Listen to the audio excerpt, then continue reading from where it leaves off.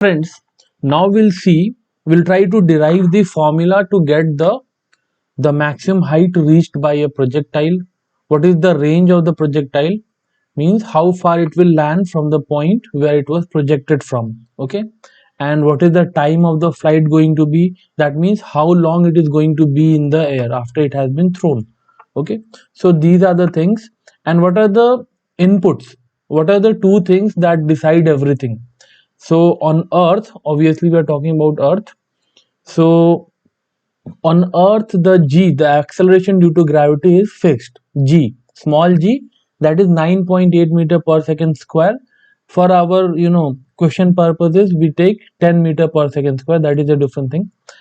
But the two things that we can change when we throw a ball, we can change its speed, the initial speed with which we are throwing the ball. We can change that, and the angle.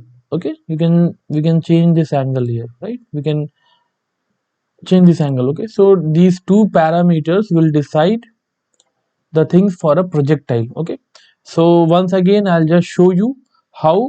So the velocity vector, how it is changing, just see once again. See, okay, it's like this. When it was thrown, it had some velocity vector in the vertical direction, in some in the horizontal direction. The vertical one is changing. Why it is changing? Because there is an acceleration, there is a force in the vertical direction. Due to the force, there is an acceleration in the vertical direction, and only acceleration can change a velocity. Okay, there is no force, hence no acceleration in the horizontal direction. Okay, so that's why the velocity, the vertical part, the green part, is changing. Okay, initially it was going up, becomes 0, and then comes down. So the velocity component, now it becomes downwards. Okay, after the maximum height, like this. Okay, fine. Now we'll try to find the formula. Okay,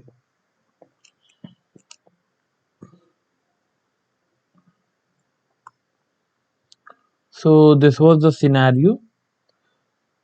The projectile is thrown from here at some angle, travels like this, lands here. Okay, let's say the initial speed with which it was thrown at an angle theta. Okay, so the initial speed, I can split it up in two components. Okay, the horizontal, I can say u cos theta, and the vertical is u sin theta.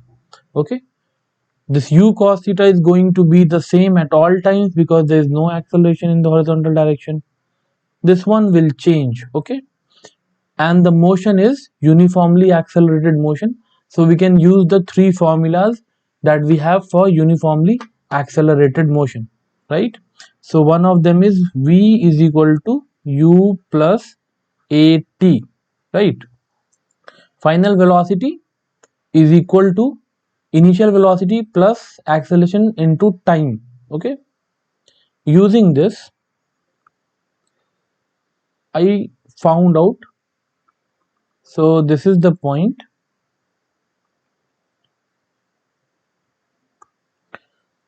This is the point where the vertical velocity has become 0, right? So I told you the two directions we can treat independently. Okay, time is what is connecting them, right? So the vertical velocity becomes 0.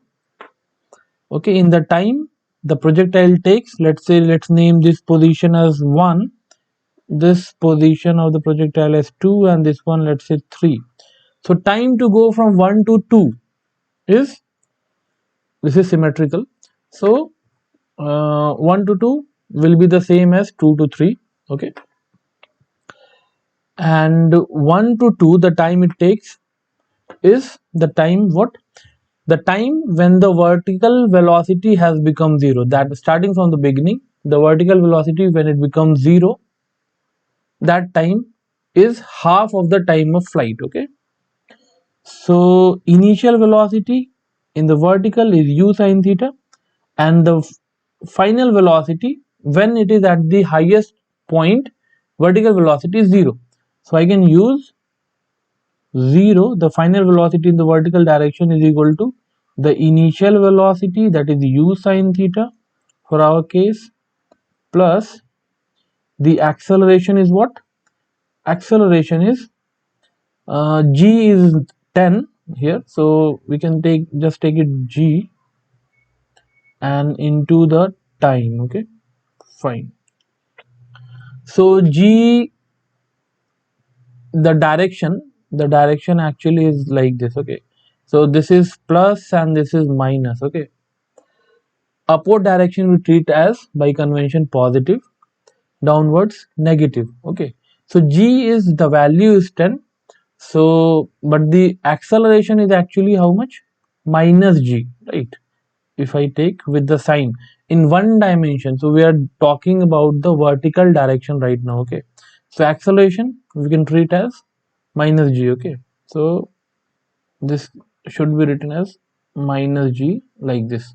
U is positive.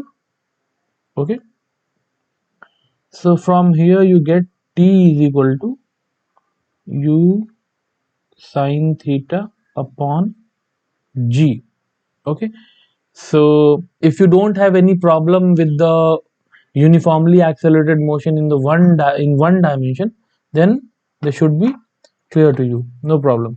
So the time taken to travel half the whole thing, that means half of the time of flight is this much. So what is the time of flight going to be? Double of this simply, right? So the time of flight is going to be 2u sine theta upon g. This is the time of flight. Okay, now let's say we find out what is the range. Okay, so this is the time of flight, let's say. Okay, this is the formula for time of flight.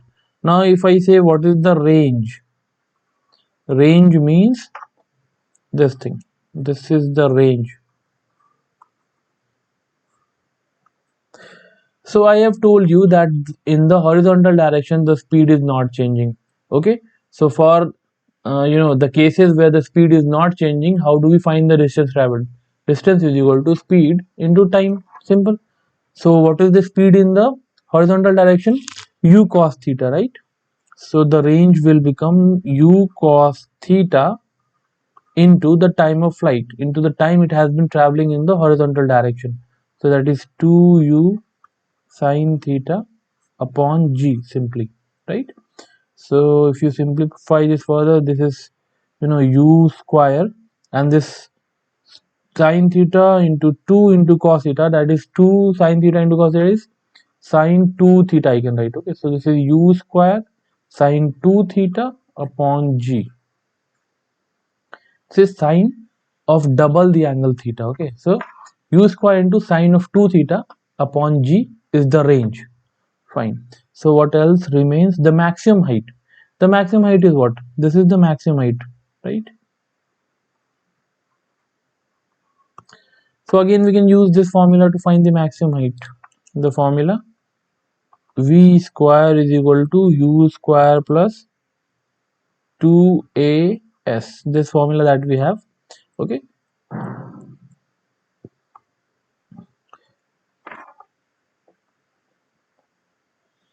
at the highest point the vertical speed is 0. Initially the vertical speed is u sine theta. We can find out. Okay, if we talk about the vertical thing, vertical direction simply, so this only we can write 0 is equal to what was the initially in the vertical direction? U sine theta. So u sine theta times whole square plus 2 times acceleration is minus g into the maximum height h, I say. Okay, h max, the maximum height. Okay, so h max becomes how much? U square sine square theta upon 2g. So this is the formula to get the maximum height for a projectile given the initial speed and the angle with which it is projected. Okay, we saw the understanding is more important, obviously. Okay, so using what we have derived just now, we'll try to solve this question now. Okay,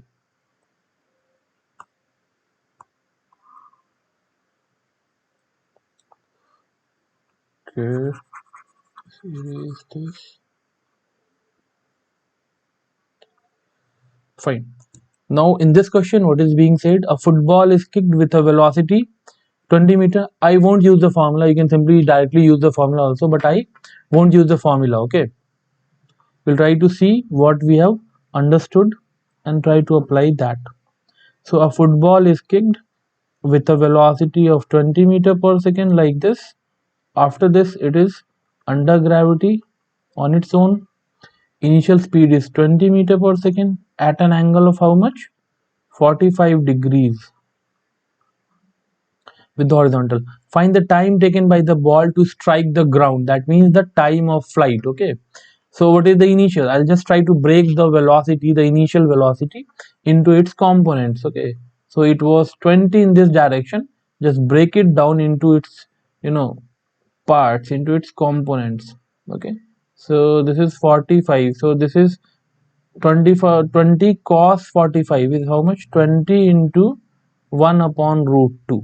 Okay, so that will be, if I multiply by square root 2 on the numerator and denominator, so this will become 10 root 2. Okay, rationalize this one will also be the same because sine 45 is also 1 by root 2 only, so this also will become 10 root 2. Okay, so I have broken the velocity, initial velocity, into its components. This is going to be this much only at all times. This is the part that will change. This is the component of the velocity that will change. Okay, now to reach the maximum height, this height 10 square root 2, when it will become 0, that is this time. Okay, that is half of the total time. So when it is becoming 0, v is equal to initial velocity in the vertical minus g, that is 10 into t. I have taken plus into g is minus 10, right? Sorry, acceleration is minus 10. Okay, acceleration is minus 10. Don't get confused. If you have done that chapter well, there should not be any confusion here.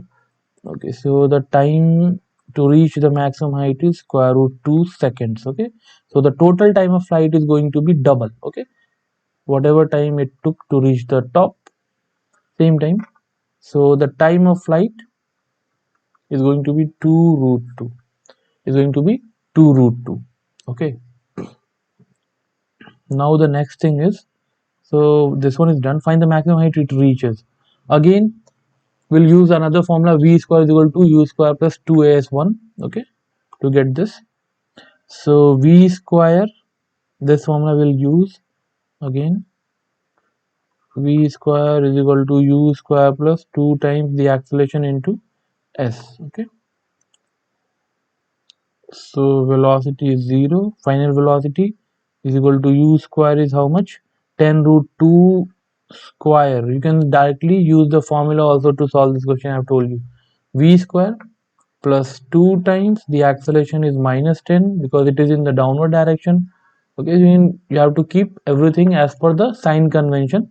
In one dimension, we don't have to worry about I cap and j cap. We can simply take things as positive and negative. These things we have discussed in the kinematics, the one dimension motion and all. Okay, so minus plus 2a into the h max. Okay, that we have to find out. So just h max is going to be how much? This is 100 into 2 upon 20, right? So this is 10. So 10 meters is the maximum height it is going to reach. Okay, now how far away from the kick does it hit the ground? That is the range. Range is what? Time of flight into the horizontal speed. Horizontal speed is not changing at any time. So here only I can say I have the time of flight. Time of flight is how much? Time of flight we have found out to be 2 root 2, right? So 2 root 2 into this 10 root 2 is going to give you the range. Range is how much? Simply 2 root 2 dot 10 root 2, 10 root 2, that is 20 and 2 40 meters. Okay, so the range is 40 meters. Okay, so the concept is more important. This is how we can solve. You can directly use the formula, plug in the values in the formula that we have derived, you will get the answer. All the three parts of the answer you can get here. Okay,